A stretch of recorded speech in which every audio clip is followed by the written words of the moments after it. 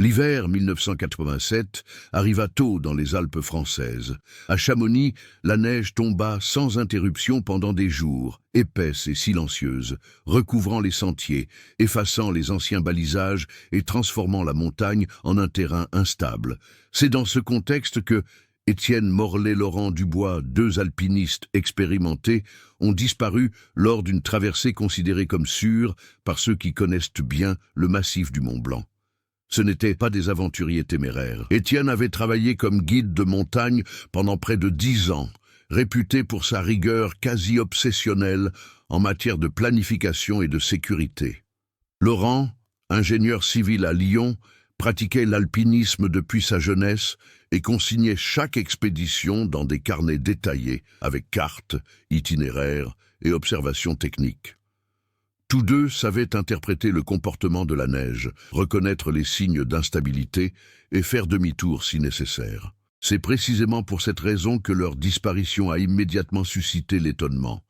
Le plan était simple: traverser un chemin secondaire peu fréquenté, autrefois emprunté par les bergers et parfois par les alpinistes locaux. 3 jours en tout. Le deuxième jour, une radio de secours capta la dernière transmission d'Étienne. Brève, interrompue par le vent. Il évoquait un changement soudain de temps et la décision de chercher un abri temporaire. Après cela, le silence complet. Les recherches commencèrent la même semaine. Hélicoptère de la gendarmerie, équipe de secours à ski, chiens dressés, mais la montagne n'était plus la même. Une série de petites avalanches avait remodelé des pans entiers. Les sentiers avaient disparu. La roche était à nu, là où la neige était autrefois tassée. Au bout de 10 jours, l'opération fut officiellement close. Aucun corps, aucun matériel, aucune trace concluante. L'affaire s'est ajoutée à la longue liste des disparitions dans les Alpes, un accident présumé, un risque connu. Avec le temps, elle est devenue une simple anecdote de plus, évoquée dans les cafés de Chamonix, toujours accompagnée de suppositions vagues et de silences gênants. 12 ans se sont écoulés. En février 1999, Mathieu Renaud-Mathieu, moniteur de ski hors saison réputé pour explorer les zones moins fréquentées, décida de profiter d'une rare éclaircie. La neige était ancienne et tassée, et les prévisions annonçaient un risque modéré. Mathieu partit seul, comme souvent, suivant une ligne hors piste sur un versant qu'il évitait depuis des années en raison de son instabilité historique. À mi-pente, le craquement sec d'un pas résonna sous ses skis. Il n'eut pas le temps de réagir. La plaque de neige se détacha d'un seul bloc, glissant comme un tapis arraché du sol. Mathieu fut traîné pendant des secondes, qui lui parurent une éternité, avant d'être éjecté du courant, à moitié enseveli. Quand le silence revint, il ne restait plus que le vent et sa respiration saccadée. Il passa près de 20 minutes à creuser à main nue et avec la pelle attachée à son sac à dos. Lorsqu'il parvint enfin à se dégager, il remarqua quelque chose d'étrange, quelques mètres plus bas, une surface irrégulière, trop rigide pour être de la roche naturelle, émergeant de la neige fraîchement déplacée. Il pensa d'abord à des débris modernes, peut-être les restes d'une ancienne structure de téléphérique ou du matériel abandonné. Mais la forme ne convenait pas, trop anguleuse, trop délibérée. Mathieu descendit prudemment. En dégageant la neige, une entrée commença à se dessiner. Ce n'était pas une grotte naturelle. Les parois intérieures, partiellement visibles, portaient des traces d'outils. De vieux bois, noircis par le temps et l'humidité gelée, renforçaient une partie de l'ouverture, un abri. Non pas ces abris de fortune construits par les alpinistes modernes, mais des constructions plus anciennes, bâties pour résister à l'hiver. Le genre d'édifice qui ne figurait plus sur les cartes officielles. À l'intérieur, l'air était lourd et immobile. L'espace était restreint, mais fonctionnel. Un banc en bois était appuyé contre le mur, un vieux poêle, des cordes enroulées, et dans un coin presque entièrement recouvert d'une fine couche de glace et de débris, un objet métallique trop reconnaissable pour être ignoré, un mousqueton. Un nom de famille y était gravé, encore lisible malgré l'usure, Morille. Mathieu sentit le froid le transpercer à travers ses vêtements, non pas à cause de l'environnement, mais parce qu'il comprit immédiatement ce que cela signifiait. Il connaissait l'histoire. Tout le monde dans la région la connaissait. Cet abri ne figurait dans aucun rapport officiel des recherches de 1987. En s'enfonçant davantage à l'intérieur, il découvrit un autre détail inquiétant, des marques sur le bois intérieur de la porte, des rainures profondes et irrégulières, comme si quelqu'un avait tenté de s'y introduire de force à plusieurs reprises. Il n'y avait aucun signe d'effondrement de la structure interne. L'abri n'avait pas été détruit par l'avalanche initiale, du moins pas à ce moment-là. La question s'est posée sans qu'il soit nécessaire de la formuler. S'ils ont trouvé refuge, pourquoi ne sont-ils jamais partis? Mathieu est sorti et a relevé les coordonnées. La décision d'alerter les autorités a été immédiate. Quelques heures plus tard, la gendarmerie reprenait une affaire oubliée depuis plus de 10 ans. Le lieu se situait hors du périmètre de recherche initiale, protégé par d'épaisses couches de neige accumulées au fil des ans. À l'arrivée des premiers agents, une autre découverte commença à inquiéter les experts. Le type d'avalanche qui avait enseveli l'abri ne correspondait pas aux conditions météorologiques enregistrées en 1987, mais à un événement ultérieur, survenu des années après la disparition officielle. Cela signifiait que l'abri-île est resté accessible pendant un certain temps, et pendant une période indéterminée, quelqu'un était en vie à l'intérieur. La réouverture officielle du dossier en 1999 a mobilisé un Chamonix différent de celui de 1987. Le village s'était agrandi, le tourisme s'était intensifié et modernisé, mais le rapport à la montagne demeurait le même. Un respect mêlé d'une crainte contenue. La nouvelle de l'abri enseveli se répandit rapidement parmi les guides, les secouristes et les habitants de longue date, réveillant un malaise que beaucoup croyaient enfoui sous la neige. Lieutenant Claire Beaumont-Claire, de la gendarmerie de Haute-Savoie, a pris en charge la coordination de l'enquête. Bien qu'il ne fût pas alpiniste professionnel, il avait grandi dans la région et appris très tôt qu'en Alpes, le terrain est roi. Claire savait qu'il ne s'agissait pas simplement d'une ancienne disparition, mais de la possibilité réelle d'erreurs graves lors des premières recherches, une éventualité que les forces de l'ordre traitaient avec la plus grande prudence.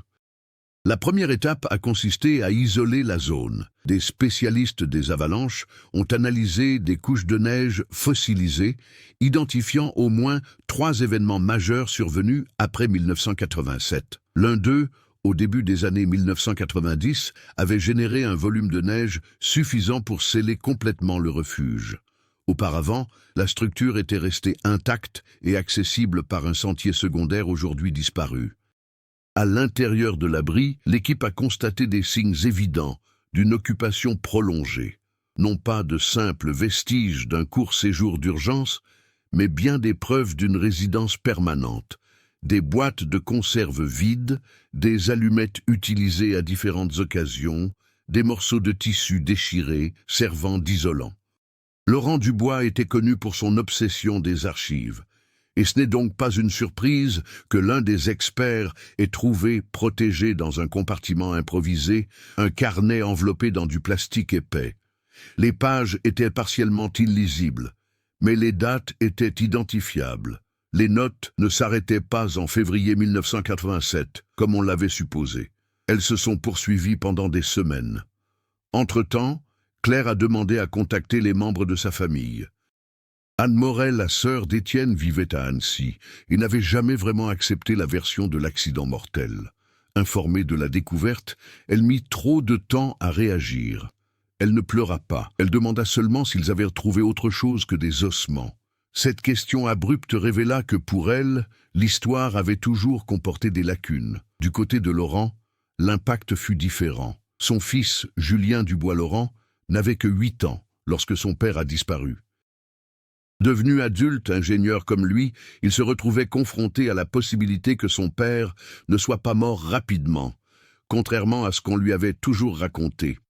Cette révélation lui apporta autant de soulagement que de culpabilité. La montagne, à son tour, commença à dévoiler de petits indices. Des guides locaux plus âgés reconnurent des fragments de la structure du refuge. Il n'était ni médiéval, ni récent. Il avait été construit par des ouvriers, qui, des décennies auparavant, avait ouvert une voie expérimentale jamais homologuée, abandonnée après 2 accidents mortels dans les années 1960. Le refuge avait été omis des cartes pour des raisons de sécurité, un détail connu seulement de quelques habitués. Ce silence historique a contribué au problème. En 1987, Étienne connaissait des itinéraires alternatifs, mais rien n'indiquait qu'il avait connaissance de l'existence du refuge. Laurent, quant à lui, a étudié de vieilles cartes et des témoignages informels. Un des guides retraités a reconnu son nom sur une photographie. Il se souvenait avoir discuté avec lui, des années auparavant, de sentiers délibérément effacés. À l'intérieur de l'abri, une autre découverte compliqua encore la situation. Il n'y avait qu'un sac de couchage utilisable, l'autre était déchiré de façon irrégulière, ce qui ne correspondait pas à une usure naturelle. Une paire de bottes manquait également. Aucun signe immédiat de restes humains n'a été trouvé sur les lieux. Cela a soulevé une hypothèse gênante. Ils étaient tous les deux présents, mais ils ne sont pas restés ensemble tout le temps. Les relevés climatiques indiquent qu'après la disparition officielle, une période de stabilité inhabituelle s'est installée.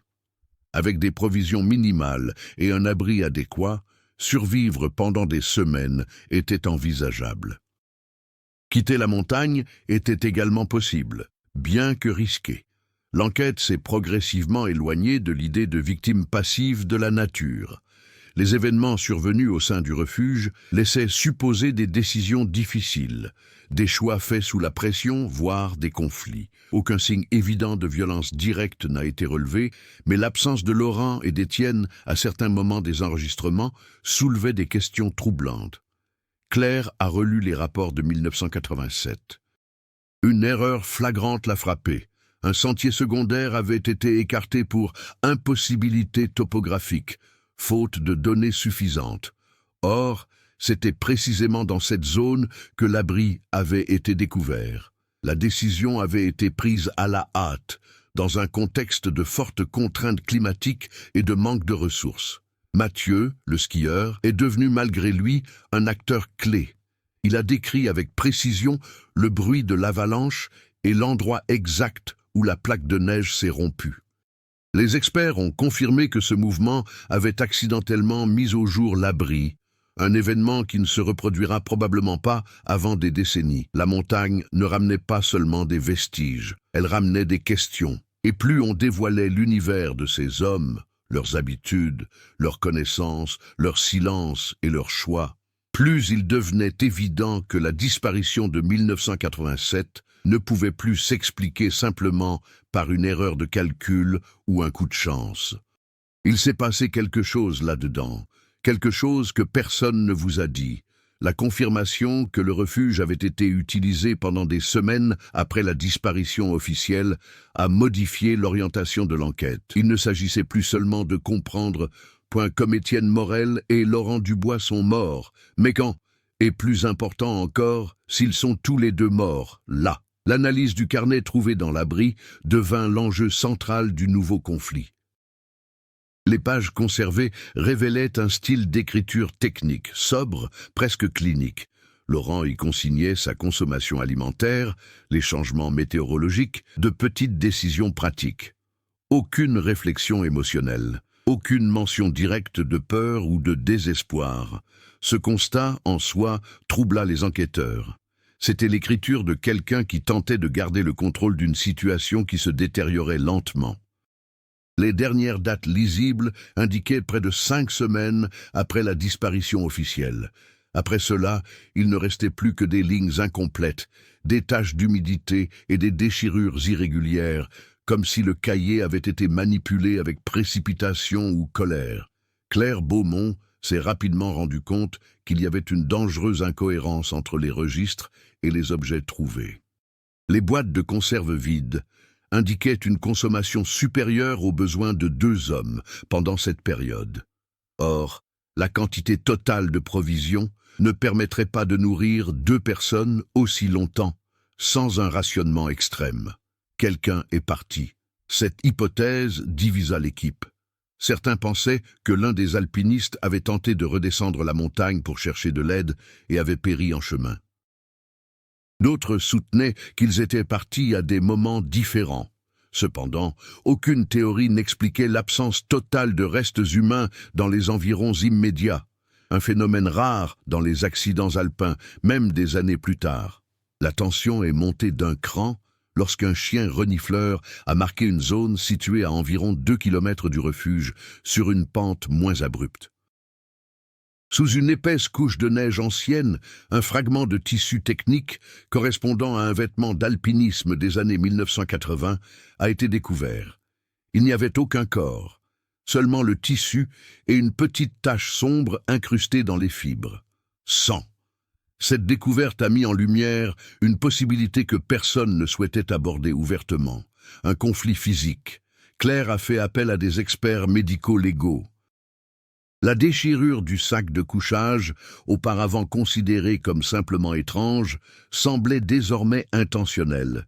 Il ne s'agissait pas d'une usure normale. Le sac avait été coupé, probablement avec une lame courte, un outil courant en alpinisme. À l'intérieur de l'abri, de nouveaux détails qui avaient été initialement négligés sont apparus. Une petite fissure dans le mur intérieur, portant des marques d'impact répétées. Le banc en bois légèrement déplacé, une plaque de métal cabossée, comme si elle avait été projetée contre quelque chose. Pris isolément, aucun élément n'était concluant.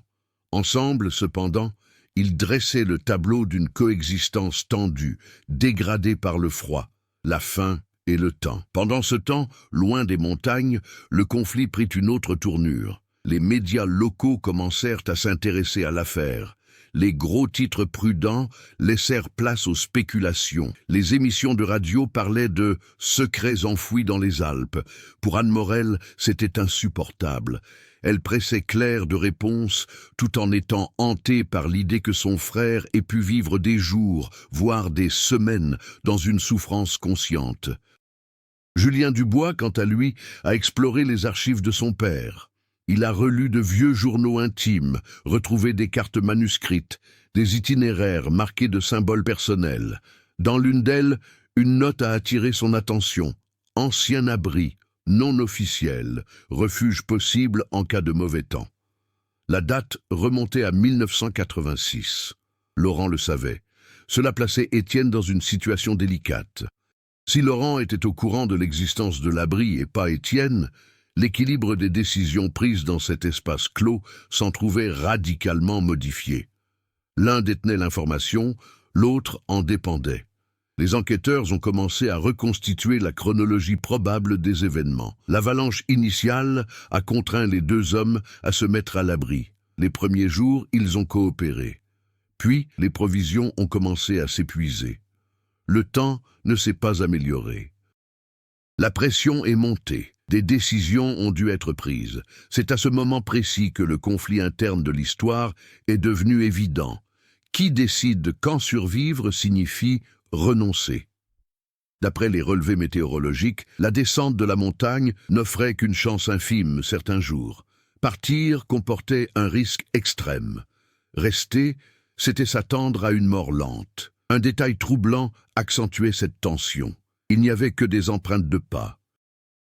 Sorti à proximité de l'abri, préservé sous d'anciennes couches de neige. Aucune trace de retour n'était visible. Quelqu'un a laissé l'abri sans surveillance. L'enquête piétina lorsque les recherches élargies ne permirent pas de retrouver de corps ni de matériel supplémentaire. Chaque nouvelle hypothèse soulevait plus de questions que de réponses. Si quelqu'un est parti et est mort, pourquoi n'a-t-on pas retrouvé son corps ? Si vous avez survécu, pourquoi n'êtes-vous jamais revenu? Et surtout, pourquoi rien de tout cela n'a-t-il été révélé en 12 ans? La pression institutionnelle s'intensifiait. Rouvrir officiellement le dossier revenait à admettre de graves manquements en 1987. Certains rapports commencèrent à disparaître des archives. D'anciennes décisions furent justifiées comme étant inévitables. Claire percevait une résistance interne, silencieuse mais bien réelle. La montagne, une fois de plus, semblait complice du silence. Au terme de cette phase de l'enquête, une certitude s'imposait. La disparition d'Étienne Morel et de Laurent Dubois n'était pas un événement isolé. C'était un processus, une accumulation de décisions prises dans des conditions extrêmes. Et à un certain moment, ces décisions ont cessé d'être purement techniques. Au fil de l'enquête, des pistes parallèles sont apparues, qui, à première vue, semblaient périphériques, mais qui se sont rapidement révélées intimement liées au cœur de la disparition. Chacune d'elles a ajouté une dimension supplémentaire à l'affaire, et a démontré que le drame de 1987 n'était pas un cas isolé. Il avait insidieusement marqué la vie de plusieurs personnes. L'une de ces intrigues secondaires impliquait Pierre Beaumont, un guide retraité qui avait participé aux premières recherches, était d'abord réticent, mais finit par accepter de parler à Claire Beaumont sous l'insistance de ses jeunes collègues.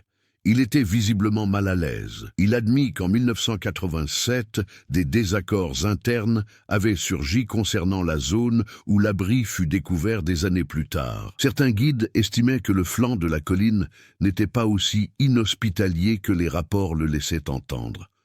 La décision de l'écarter venait de supérieurs qui n'y avaient jamais mis les pieds. Pierre n'accusa personne directement, mais ses longs silences en disaient long. Il avait le sentiment que la montagne avait servi de prétexte pour mettre fin à des recherches coûteuses et politiquement délicates en pleine saison touristique. Une autre intrigue se déroulait loin des neiges. À Lyon, Julien Dubois commença à remarquer des incohérences dans les finances de son père après 1987. Un vieux compte, quasiment oublié, présentait des transactions peu fréquentes et de faibles montants jusqu'en 1991. Des sommes trop faibles pour indiquer une vie stable, mais trop importantes pour être ignorées. Julien pensa d'abord à une erreur de la banque, mais les dates et les signatures correspondaient. Quelqu'un a utilisé ce compte après la disparition officielle. Cette découverte ne fut pas immédiatement communiquée à la police. Julien avait besoin de comprendre par lui-même ce que cela signifiait. L'idée que son père ait pu survivre et choisir le silence était troublante. Plus encore, la possibilité qu'il l'ait fait seul. De son côté, Anne Morel était en proie à un conflit intérieur. En relisant de vieilles lettres de son frère, elle découvrit une correspondance non envoyée, écrite peu avant l'expédition. Étienne y évoquait une récente tension avec Laurent au sujet d'itinéraires alternatifs trop dangereux pour des décisions prises d'un commun accord. Il n'y avait pas d'accusation directe, seulement une préoccupation manifeste concernant le leadership et les responsabilités. Cela a renforcé l'hypothèse selon laquelle les décisions prises au refuge n'étaient pas unanimes. Dans le domaine technique, les spécialistes des avalanches ont introduit un nouvel élément. Le soi-disant fausse fenêtre de sécurité, il s'agit d'un phénomène rare mais documenté, où les conditions météorologiques laissent présager une stabilité temporaire avant un effondrement plus important. Si l'un des alpinistes est parti durant cette période, croyant la descente possible, cela a pu déclencher des événements imprévisibles. Ces informations ont relancé les débats internes au sein de l'équipe de Claire. La pression du temps découlait désormais de la nature même de l'enquête. Plus le temps passait, plus l'opinion publique exigeait une conclusion claire. Les médias ont commencé à insinuer une négligence institutionnelle, des erreurs dissimulées, voire une complicité. Un autre récit s'est dessiné autour de Mathieu Renaud. Le skieur a commencé à subir des conséquences inattendues pour avoir rouvert l'affaire. Les guides plus âgés évitèrent de lui parler. Certains l'accusaient subtilement de s'immiscer dans une affaire qui devait rester enfouie. Mathieu, qui avait toujours considéré la montagne comme un espace de liberté, ressentait désormais un étrange poids moral, comme s'il avait violé un pacte tacite. Au refuge, une dernière découverte donna un caractère d'urgence à l'opération. Sous le banc en bois, les techniciens trouvèrent un compartiment improvisé. À l'intérieur, une vieille radio portable, endommagée mais portant des traces d'utilisation prolongée. Le modèle ne correspondait pas à l'équipement officiellement enregistré auprès de l'expédition. Elle était plus ancienne et sa portée limitée. Cela a soulevé une question cruciale. Quelqu'un a tenté de communiquer en dehors des canaux officiels, peut-être délibérément pour éviter d'être localisé. Les intrigues secondaires commencèrent à converger. Pierre reconnut la radio. Elle était courante chez les guides indépendants qui se dispensaient de toute documentation officielle. Julien reconnut le modèle sur de vieilles photos de son père. Anne comprit qu'Étienne n'aurait jamais approuvé l'utilisation de cet appareil. L'urgence s'intensifiait lorsque les prévisions annonçaient de nouvelles tempêtes de neige importantes. L'accès au refuge risquait d'être à nouveau impossible pendant des années.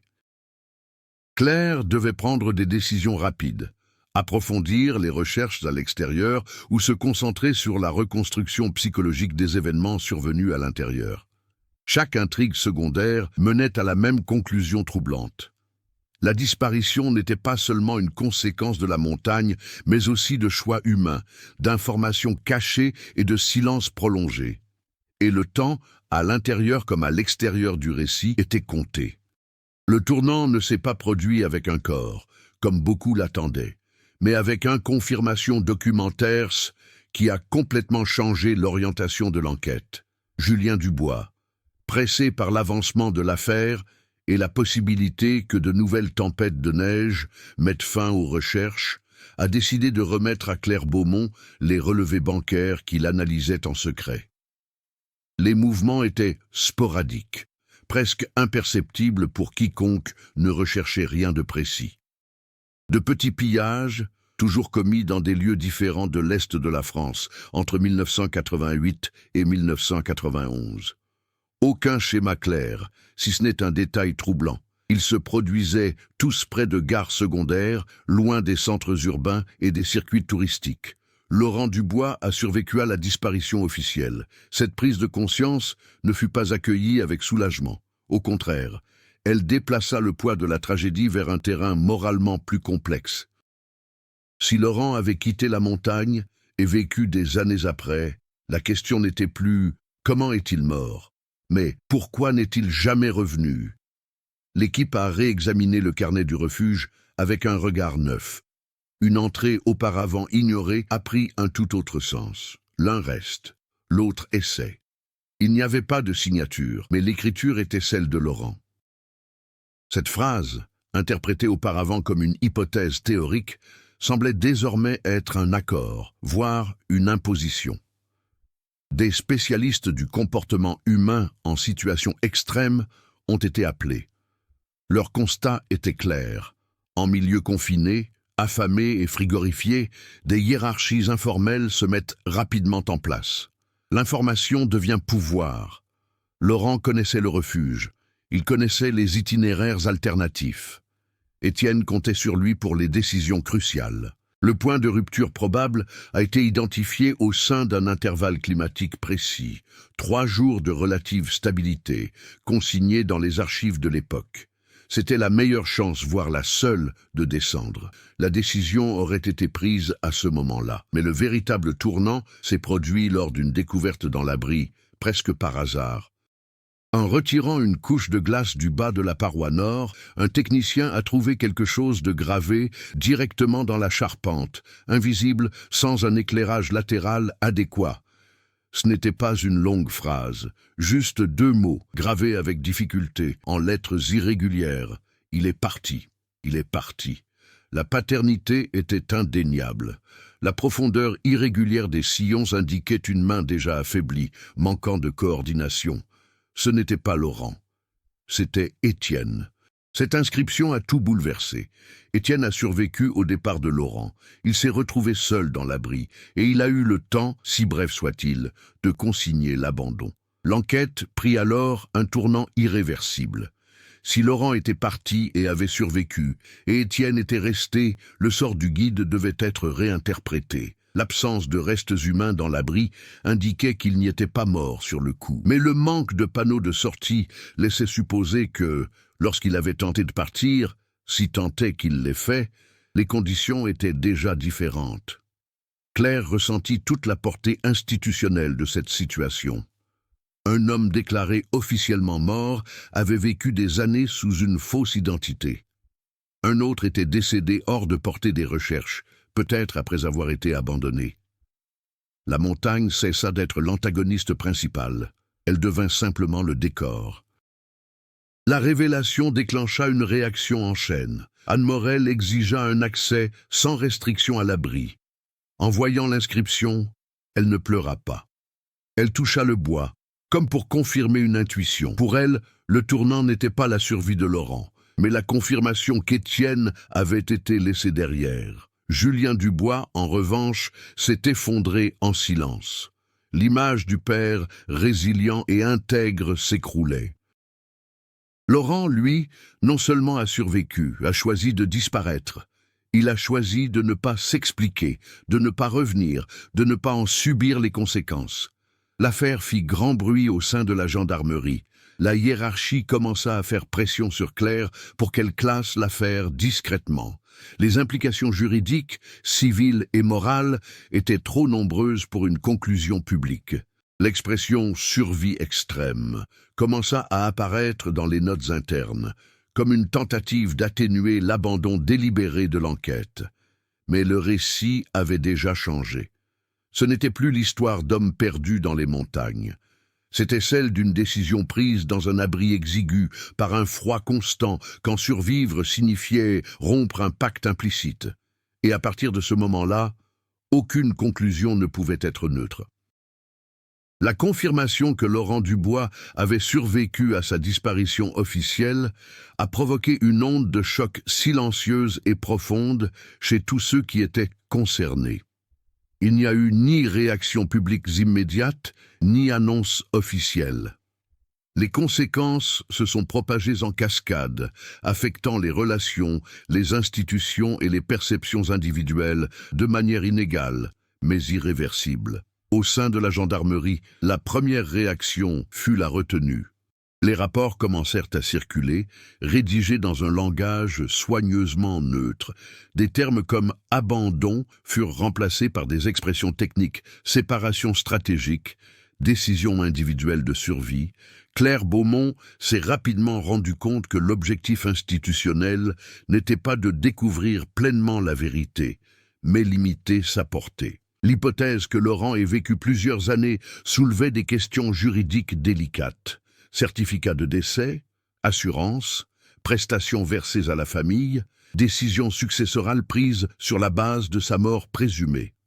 Tout rouvrir revenait à admettre des défaillances non seulement opérationnelles, mais aussi administratives. La pression pour clore l'affaire discrètement devint manifeste. Claire, cependant, ne céda pas. Elle autorisa une dernière extension des recherches sur le versant inférieur, se fondant sur l'hypothèse la plus probable. Étienne avait tenté de quitter le refuge plusieurs jours, voire plusieurs semaines, après le départ de Laurent. Non par choix stratégique, mais par nécessité. Rester, c'était mourir. Comme si elle répondait à l'enquête, la météo se gâta de nouveau. Des vents violents et d'importantes chutes de neige réduisirent la visibilité. Les équipes travaillaient contre la montre. Dans un étroit couloir, partiellement recouvert de vieilles glaces, un fragment d'équipement fut découvert, une canne cassée correspondant au modèle utilisé par Étienne. Quelques mètres plus loin, sous une couche compacte de neige et de roches, les chiens ont signalé la présence d'humains. Le corps a été retrouvé sur le côté, partiellement conservé par le froid constant. Il n'y avait aucune trace de chute importante ni d'avalanche directe. Étienne Morel est mort d'épuisement et d'hypothermie à moins de 2 kilomètres du refuge. La nouvelle frappa Anne Morel avec une froideur presque clinique. Elle reconnut le matériel sans hésiter. Elle ne demanda pas de précision. Elle confirma simplement ce qui, pour elle, était devenu évident. Son frère n'était pas mort le jour de sa disparition, ni à l'intérieur de l'abri. Il était mort en tentant de s'en échapper, après avoir été abandonné. Pour l'équipe, cette découverte apporta un soulagement technique et un poids moral considérable. La cause du décès était claire. La chronologie des événements était presque complète. Le vide résidait désormais dans les décisions humaines qui avaient précédé ce dénouement. Julien Dubois réagit à l'inverse. Apprenant où se trouvait le corps d'Étienne, il perçut avec une clarté brutale le contraste. Tandis que l'un luttait jusqu'à l'épuisement pour quitter la montagne, l'autre y parvenait, et il choisit le silence. L'image du père en héros survivant s'est évanouie. Il ne restait plus qu'un homme confronté à une décision impossible, qu'il vivait loin des regards indiscrets. Les médias, finalement informés de certains éléments de l'affaire, ont réagi avec un mélange de prudence et de sensationnalisme. On parlait d'un survivant fantôme des Alpes et d'un abandon dans la neige. La gendarmerie n'a diffusé que des informations minimales, insistant sur le caractère exceptionnel des circonstances. Claire fut convoquée à Paris pour s'expliquer. Lors de réunions à huis clos, elle entendit des arguments sur les limites de la responsabilité individuelle en milieu extrême. Personne ne contestait les faits. On se contentait d'éviter tout jugement explicite. Entre-temps, Mathieu Renaud retourna à la montagne, mais pas de la même manière. Il évita le versant du refuge.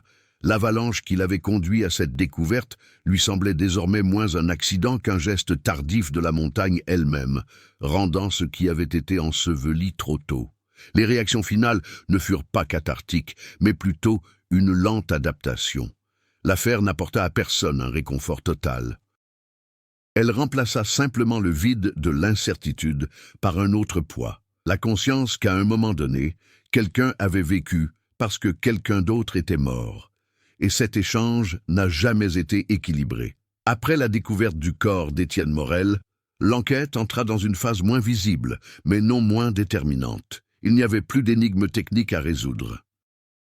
Il s'agissait désormais de gérer les conséquences humaines des décisions prises des années auparavant et de voir comment chaque personnage allait appréhender cette vérité tardive.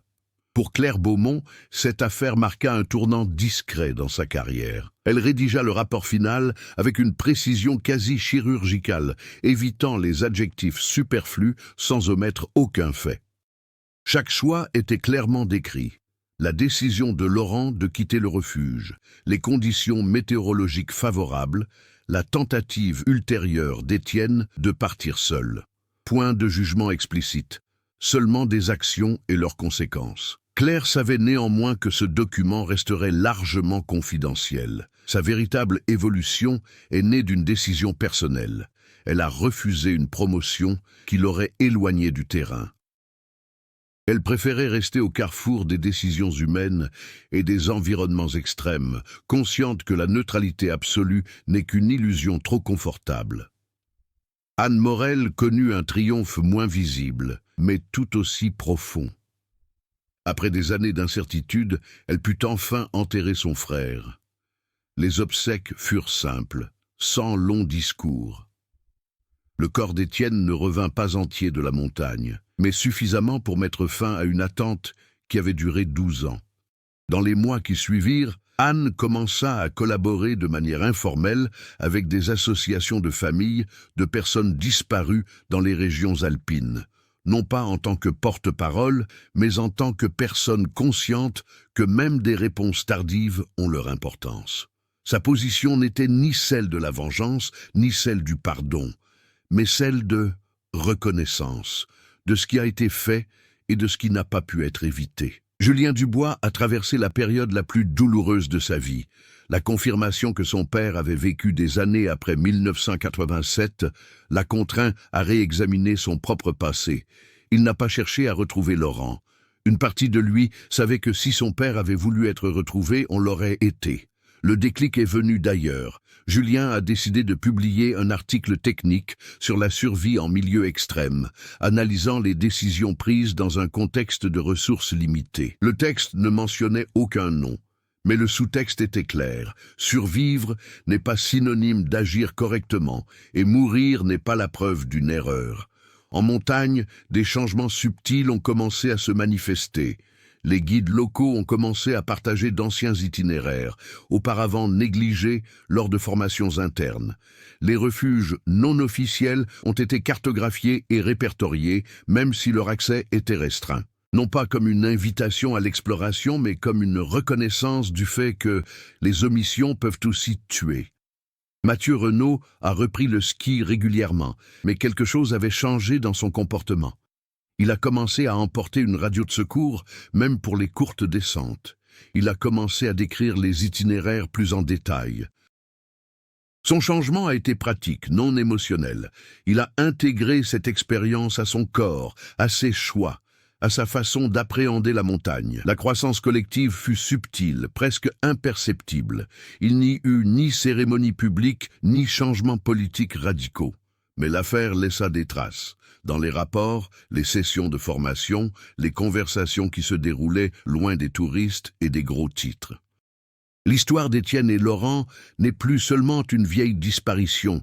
Elle est devenue un exemple silencieux de la façon dont les décisions humaines, prises sous une pression extrême, façonnent les destins bien au-delà du moment où elles sont prises. Et pour ceux qui ont entendu toute l'histoire, la montagne n'a plus jamais semblé être un simple accident potentiel. Elle est devenue un miroir troublant des choix possibles et de ceux qui sont irréversibles. Les faits principaux étant établis, l'histoire entra dans une phase d'accélération silencieuse. Il n'y avait plus de grandes découvertes à faire, seulement conséquences finales à affronter. Les intrigues secondaires commencèrent à se rejoindre, non par hasard, mais par nécessité. Le temps, une fois de plus, redevenait un facteur déterminant. L'arrivée imminente d'un nouvel hiver dans les Alpes pressait la conclusion officielle de l'affaire. L'accès au refuge serait de nouveau impossible dans quelques semaines, et la gendarmerie devait décider ce qui serait rendu public et ce qui resterait confidentiel. Cette décision, loin d'être purement bureaucratique, allait façonner la mémoire collective de la disparition de 1987.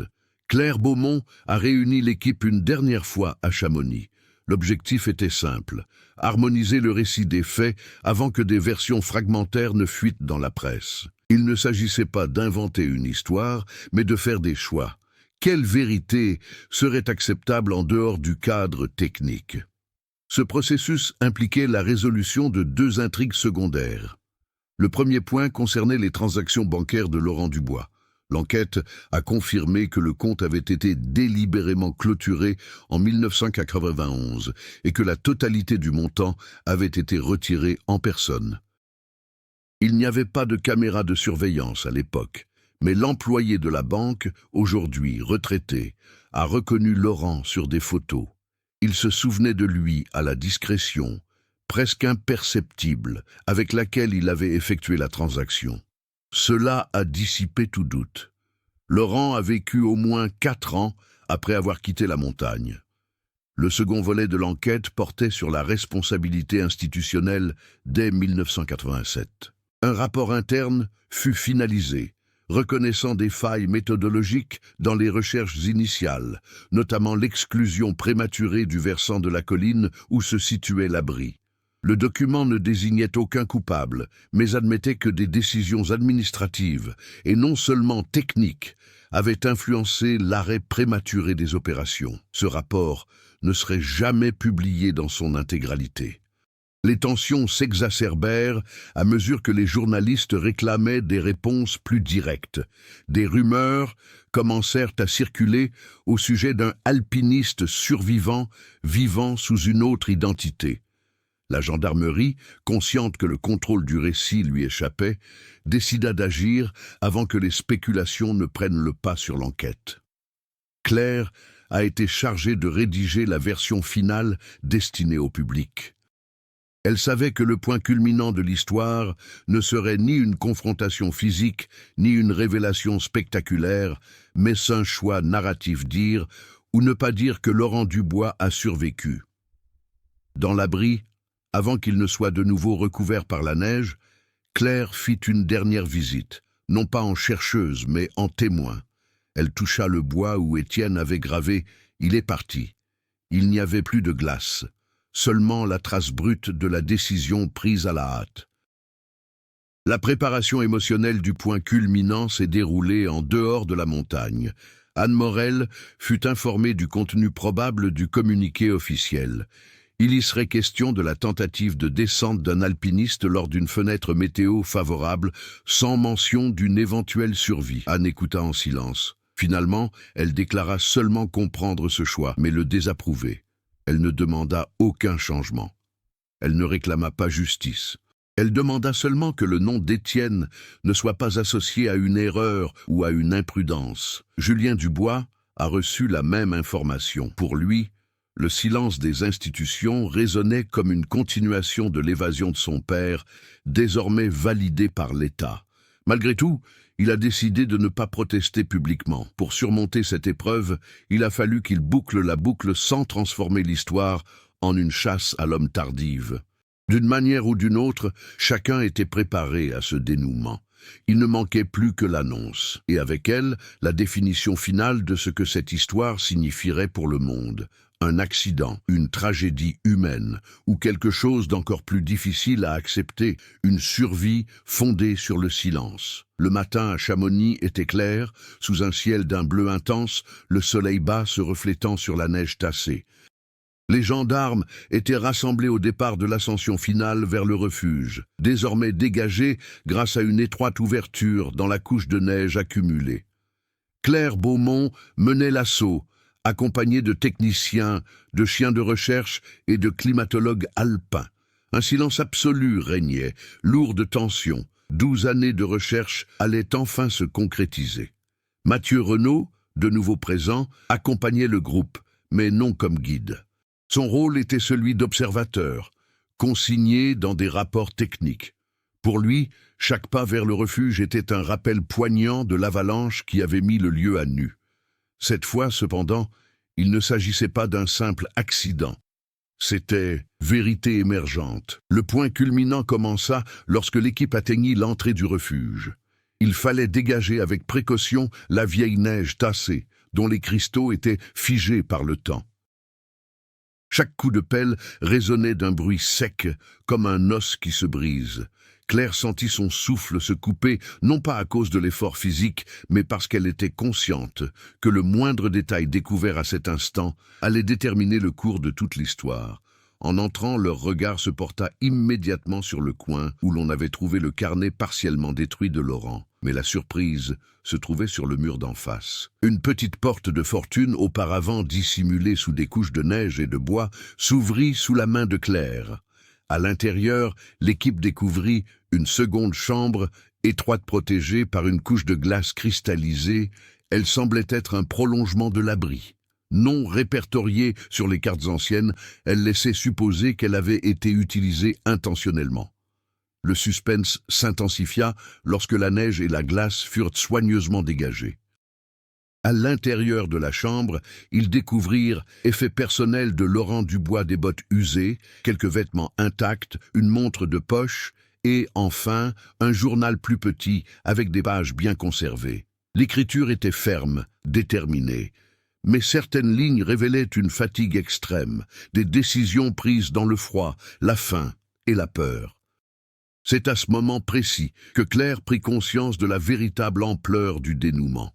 Il ne s'agirait pas seulement de la confirmation des faits, mais de la révélation d'un choix humain dans des conditions extrêmes, enregistré silencieusement par la victime elle-même. Laurent a survécu, mais il a gardé le secret absolu. La lecture du journal a confirmé les soupçons des enquêteurs.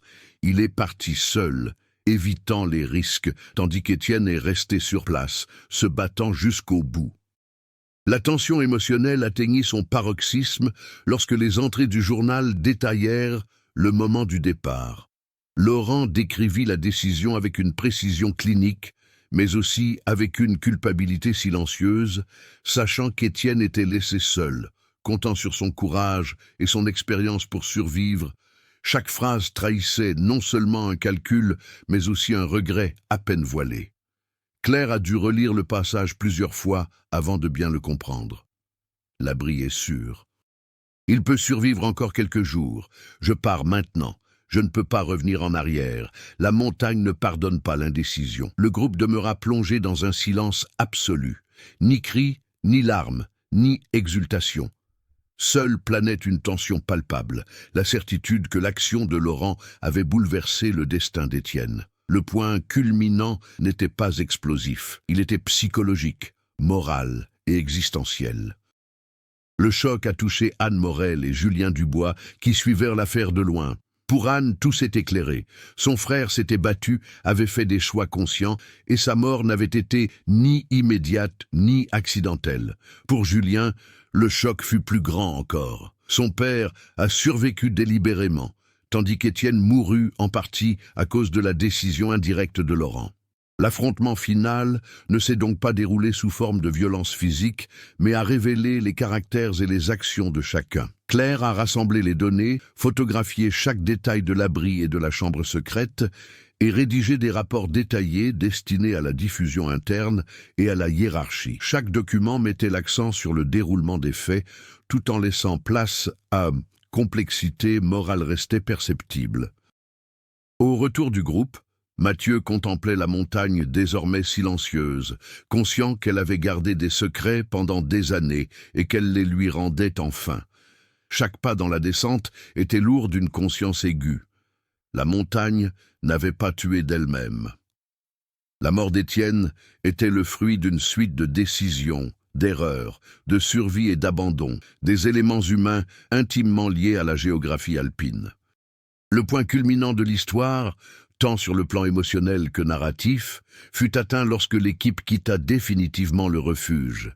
Les marques sur le bois, les effets personnels, le journal, les fragments de matériel, tout annonçait une fin inéluctable.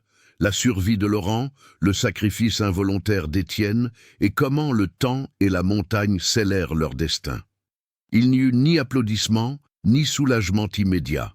Seulement un profond sentiment d'apaisement, tempéré par la culpabilité, la compréhension et la conscience que l'histoire ne pouvait être simplifiée. Le récit humain, même face à des phénomènes naturels extrêmes, demeurait irréversiblement complexe. Le dénouement fut complet lorsque l'équipe quitta l'abri, désormais bloquée par le vent et la glace. Malgré la neige qui en bloquait l'entrée, les archives avaient été récupérées. La vérité éclata au grand jour. Action, choix et conséquences coexistaient dans une seule et même chaîne impitoyable, et la montagne continuerait d'être le témoin silencieux de ce que les humains ne pourraient jamais complètement effacer. L'hiver s'acheva, et la neige commença à fondre sur les pentes de Chamonix. La montagne, silencieuse et impassible, semblait n'avoir rendu aux vivants que le nécessaire pour comprendre les événements, sans pour autant atténuer l'intensité des décisions humaines qui avaient façonné le destin d'Étienne et de Laurent. La gendarmerie rédigea soigneusement les rapports finaux, et l'accès au refuge fut de nouveau fermé, protégé par des couches de neige et de glace, quasi impénétrables, comme si la montagne tenait à ce que ce chapitre demeure intact, préservé dans le silence du temps. Anne Morel affronta la vérité avec courage. Le corps de son frère enfin enterré, elle savait que rien ne pourrait lui rendre les années perdues, ni effacer l'impact des choix d'autrui. Pourtant, un soulagement silencieux l'envahit. Étienne n'avait été ni négligent, ni imprudent. Il s'était battu de toutes ses forces. La mort, bien que tardive et douloureuse, avait au moins une apparence de dignité.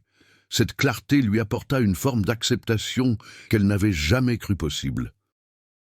Elle avait passé des années entre doutes et souvenirs fragmentés, mais à présent, le puzzle étant complet, elle pouvait enfin reconstituer ce qui restait de l'histoire familiale, sans se laisser consumer par la vengeance ou la culpabilité.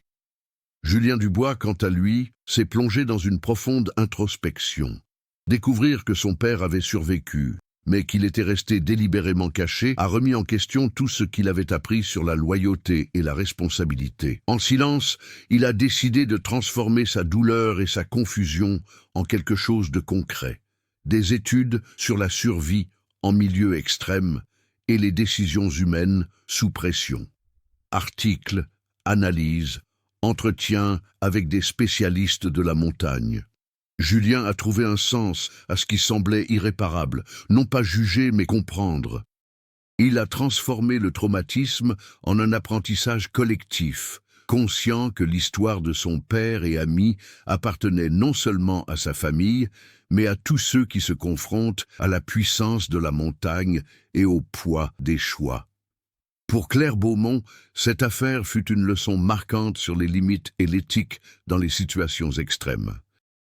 Elle comprit que le rôle de la gendarmerie dépassait la simple application des lois et des protocoles. Il impliquait de gérer des décisions humaines qui, confrontées à la force de la nature, prenaient une dimension quasi philosophique. Claire poursuivit son travail, désormais avec plus de prudence, mais aussi avec une plus grande sensibilité à la fragilité des choix humains.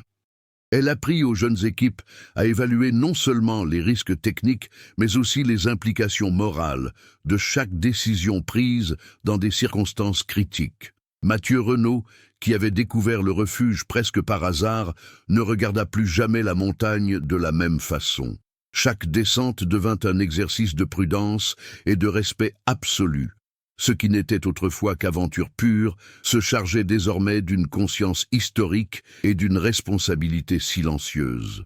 Mathieu savait que la montagne recèle des secrets qui ne se révèlent que lorsque quelqu'un, d'une manière ou d'une autre, est disposé à écouter et à comprendre. Le récit public, soigneusement façonné par la gendarmerie, ne présentait qu'une version partielle. 2 alpinistes disparurent en 1987, un ancien refuge fut retrouvé des années plus tard et des indices laissaient présager de longues tentatives de survie. Pour le grand public, cette histoire était un avertissement contre les dangers de la montagne. Pour ceux qui y avaient contribué, en revanche, elle recelait des choix humains, des décisions éthiques et des conséquences indélébiles. L'abri demeurait scellé, tel un monument silencieux aux décisions qui avaient façonné la vie et la mort sur cette colline. Chaque objet retrouvé, chaque marque sur le bois, chaque carnet déchiré racontait une histoire de lutte, de peur, de courage et, surtout, responsabilité individuelle. Étienne lutta jusqu'au bout. Laurent, lui, choisit délibérément de survivre. Ce qui s'est passé entre eux n'est consigné que dans la neige, le bois et les quelques fragments qui ont résisté à l'épreuve du temps. La leçon qui s'en est dégagée n'était pas simple. Il ne s'agissait ni d'héroïsme ni d'échec, mais de la complexité humaine. Face à des choix impossibles, la survie peut exiger des décisions douloureuses, des choix qui transforment des vies et marquent les mémoires, même des décennies plus tard. L'impact, silencieux mais profond, s'est propagé parmi les survivants, leurs familles et les professionnels qui ont reconstitué le cours de l'histoire. Chacun d'eux, d'une manière ou d'une autre, a grandi et changé grâce à cette expérience, apprenant que la montagne exige plus que de la maîtrise technique. Elle exige la conscience du poids de chaque décision. Avec la fonte des neiges, la vie reprit son cours dans la région.